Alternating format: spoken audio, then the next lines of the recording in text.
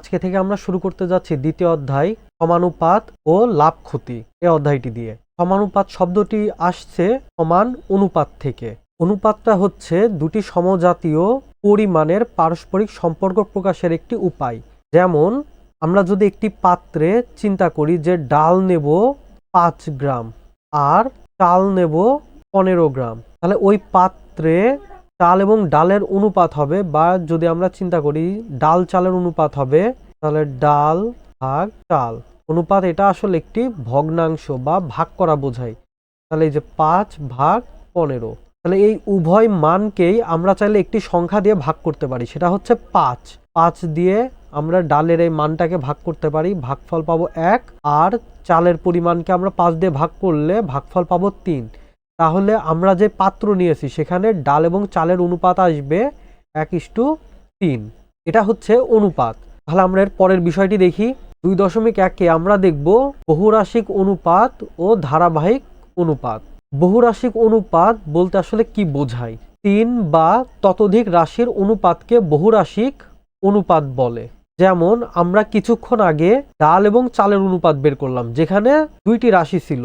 কিন্তু আমরা যদি একটি বাক্সের কথা চিন্তা করি যেখানে দৈর্ঘ্য, প্রস্থ এবং উচ্চতা আছে, তাহলে এই দৈর্ঘ্য, প্রস্থ এবং উচ্চতা এই 3টি রাশির অনুপাত যখন আমরা প্রকাশ করব, এটি হবে একটি বহুরাশিক অনুপাত। তাহলে আশা করি বহুরাশিক অনুপাতকে এটি বুঝতে পেরেছো। এরপরের টপিক ধারাবাহিক অনুপাত। ধারাবাহিক অনুপাতের সংজ্ঞাতে বলা হচ্ছে যখন 2-এর অধিক মানে 3 বা ততোধিক রাশির অনুপাত একটি নির্দিষ্ট সম্পর্ক বজায় রেখে অবস্থান করে এবং রাশিগুলো ধারাবাহিকভাবে অবস্থান করে, তখন সেই অনুপাতকে ধারাবাহিক অনুপাত বলা হয়। যেমন আমাদের এখানে পিতা ও পুত্রের বয়সের অনুপাত দেয়া আছে 15:41। অনুপাতের ক্ষেত্রে এই পূর্ব মানটাকে বলা হয় পূর্ব রাশি এবং পরের মানটাকে বলা হয় উত্তর রাশি। এবং পিতা ও দাদার বয়সের অনুপাত 41:65। আমরা যদি এই দুটি ভিন্ন ভিন্ন অনুপাতকে একটি সাধারণ অনুপাতে প্রকাশ করতে চাই, যেখানে পুত্র, পিতা এবং দাদার বয়সের অনুপাত একসাথে থাকবে, এটা হবে তখন একটি ধারাবাহিক অনুপাত। আর এখানকার সাধারণ বৈশিষ্ট্যটা হবে যে উভয় ক্ষেত্রে আমাদের পিতার বয়স একই আছে, এখানেও পিতার বয়স 41, এখানেও পিতার বয়স 41। তাহলে এভাবে পুত্র, পিতা এবং দাদার বয়সের অনুপাত একত্রে লেখাটাকে বলা হবে ধারাবাহিক অনুপাত। এখন প্রশ্ন হচ্ছে ধারাবাহিক অনুপাত আসলে কিভাবে বের করে? এটা বলা আছে এই ছকের ভেতরে।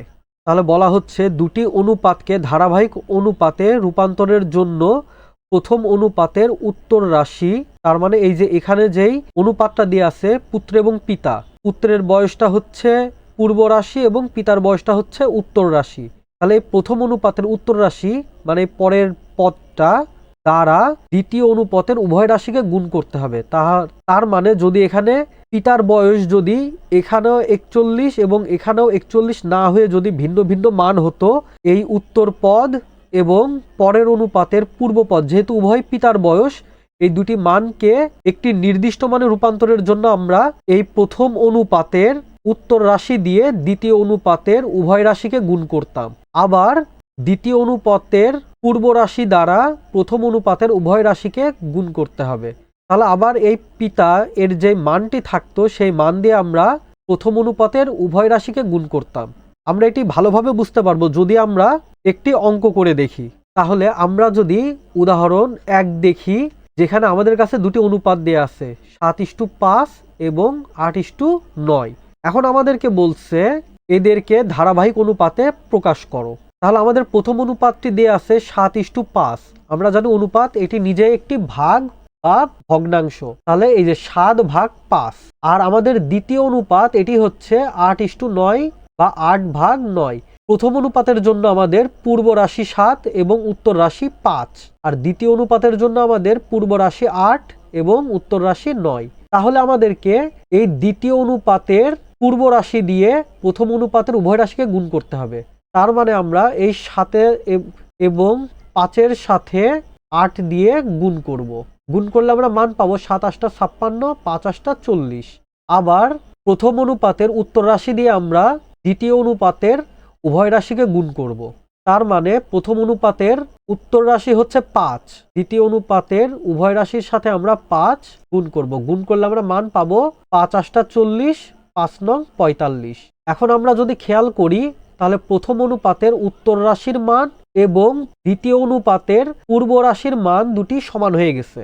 ফলে আমরা যদি এখন এই দুটি অনুপাতকে ধারাবাহিক অনুপাতে প্রকাশ করি তাহলে মান আসবে যে 56 প্রথম অনুপাতের উত্তর পদ এবং দ্বিতীয় অনুপাতের পূর্ব পদের মান সমান, তাহলে সেটি একবার লিখলেই হবে 40 এবং দ্বিতীয় অনুপাতের উত্তর রাশির মান এই যে 45। ফলে এটি আমাদের ধারাবাহিক অনুপাত।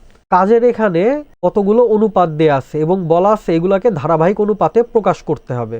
তাহলে যদি আমরা একটু করে দেখি, যেমন 1 নম্বরে বলছে এখানে 12:17 এবং 5:12 এই দুটিকে ধারাবাহিক অনুপাতে প্রকাশ করতে হবে। তাহলে আমাদের প্রথম অনুপাত সমান 12:17 এবং দ্বিতীয় অনুপাত সমান 5:12। তাহলে আমরা দ্বিতীয় অনুপাতের প্রথম পদ দিয়ে প্রথম অনুপাতের উভয় পদকে গুণ করব। তাহলে আমরা যদি 12 এর সাথে 5 গুণ করি ইস্টু 17 এর সাথে 5 গুণ করব, তাহলে আমরা মান পাবো 5 12 60 ইস্টু 5 17 85। আবার প্রথম অনুপাতের উত্তর রাশি দিয়ে আমাদের দ্বিতীয় অনুপাতের উভয় পদকে গুণ করতে হবে। তাহলে 5 গুণ 17 ইস্টু 12 গুণ 17।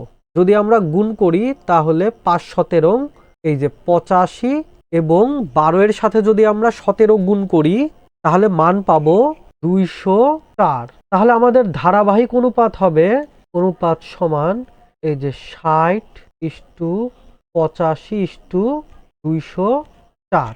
এটি হচ্ছে আমাদের ধারাবাহিক অনুপাত। ঠিক একই রকম ভাবে 2, 3 এবং 4 করতে হবে। আশা করি এগুলা তোমরা নিজেরাই করে ফেলতে পারবে। প্রিয় শিক্ষার্থীবৃন্দ, তাহলে আজ আর নয়, আজ আমরা এখানেই শেষ করছি।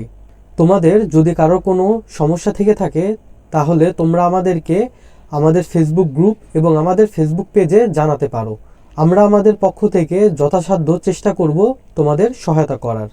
তাহলে দেখা হবে পরের ভিডিওতে। পরের ভিডিও দেখার জন্য আমি তোমাদের আন্তরিকভাবে আহ্বান জানাচ্ছি।